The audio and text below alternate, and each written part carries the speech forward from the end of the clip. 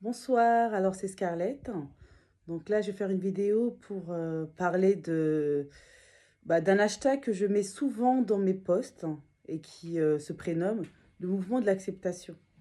Puisque je vois qu'il y a plusieurs personnes qui me demandent ce que ça veut dire et pourquoi est-ce que je mets ce hashtag. Donc voilà, alors le mouvement de l'acceptation, qu'est-ce que c'est? Vous avez dû constater que souvent je fais des coiffures protectrices, donc assez simples, comme là j'ai des fils. Moi j'aime bien.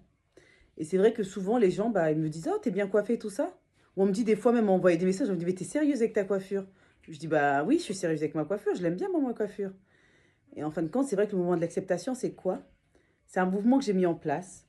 C'est en fin de compte accepter de sortir avec des coiffures assez simples, comme là, par exemple.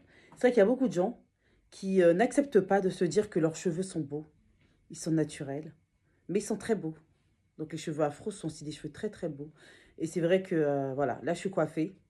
Donc moi, je vais au travail comme ça, je me promène comme ça, voilà, c'est mon look, j'aime bien. Et du coup, c'est vrai qu'il y a beaucoup de personnes qui souhaitent revenir avec leurs cheveux naturels.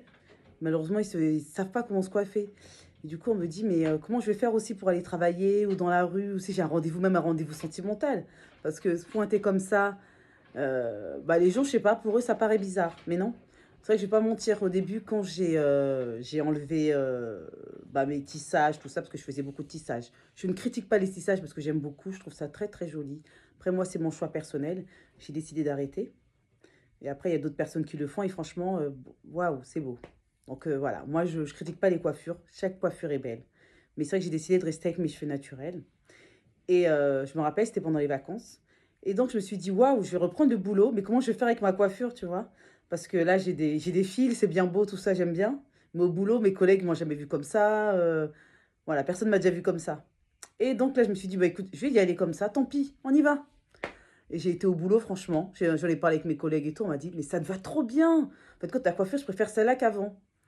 Et j'aurais dit, c'est vrai que c'est pas évident parce qu'il y en a plein qui n'acceptent pas de rester avec leurs cheveux naturels ou faire des coiffures protectrices et pourtant, il n'y a rien.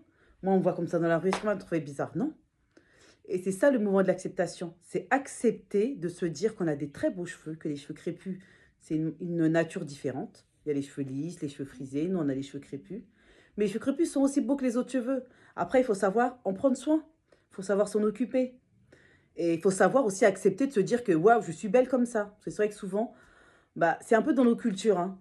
On a tendance à se dire que ça, c'est une coiffure qu'on va laisser à la maison juste pour pouvoir lisser les cheveux. Mais c'est pas une coiffure qu'on va faire pour sortir, pour se balader au quotidien.